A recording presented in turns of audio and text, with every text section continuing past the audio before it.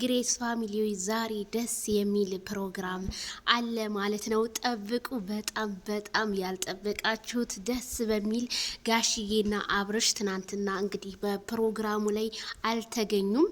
ያልተገኙበት ምክንያት እኔ ልንገራችሁ።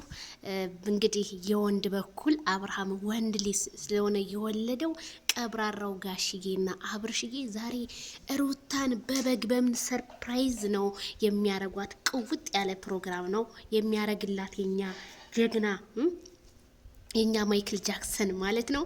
ሁላችሁም እንኳን ደስ ያላችሁ። እንግዲህ ካሁን በኋላ ፕሮግራሙ እንደዚህ ቅውጡጥ እያለ ይቀጥላል ማለት ነው። እንደው ማታ እስከሚደርስ እኔ ራሱ ቸኩያለሁኝ። ምን አለ ብትጠሩኝ ወይ ሀናንዬ ቪዲዮ እየገባች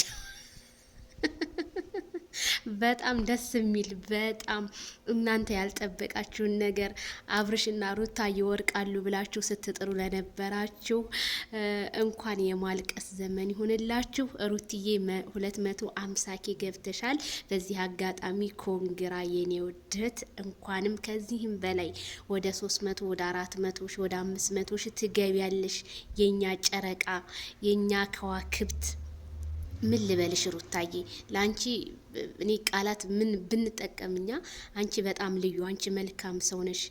ማንም ክፉ ነገር ቢናገር መጥፎ የማትናገር ናትና ፈጣሪ እንኳንም ደስ አስባለሽ። ቅቤ መቀባት አለ ብዙ ነገርና ትናንትና የሴት ቀን ስለሆነ ነው ሴቶች የተገኙ። ስለዚህ ጋሽዬና አብርሽዬ ዛሬ በትልቅ ሰርፕራይዝ ሩትዬን ያደርጓታል። ፏ ብትን አረ ወይኔ እንደው እንዴት አድርጌ ልበል ቤተሰብዬና ዜድዬ ምንድነው ፕሮግራሙ? ምንን በማስመልከት ነው ለምትሉ እንዴ ወንድ ሊከነቃጩል እኮ ነው እንትን ያለችው። ይሄው በጉ ማለት ነው። ይሄንን በግ እንግዲህ ሸክ ነው የሚደረገው ማለት ነው ዛሬ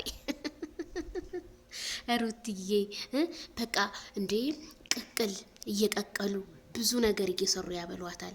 በግ እኮ ጠቃሚ ነው። ይሄ በግ በነገራችን ላይ ውድ ነው። ዝም ብላችሁ እንዳታስቡት። በጣም ውድ በግ ነው የተገዛው ማለት ነው። እና ጋሽዬ በግ ልጆቼ ብቻ ደህና ይሁኑልኝ እንጂ እነሱ ብቻ ያሰቡበት ደረጃ ይድረሱልኝ እንጂ ለበግ ችግር የለብኝም ብለዋል። እና ጋሽዬ ከነቃጭሉ ወንድ ሊ በማለት ሩታ ጋ አብርሽዬ በጣም ፊኛነሽ ምንድነሽ?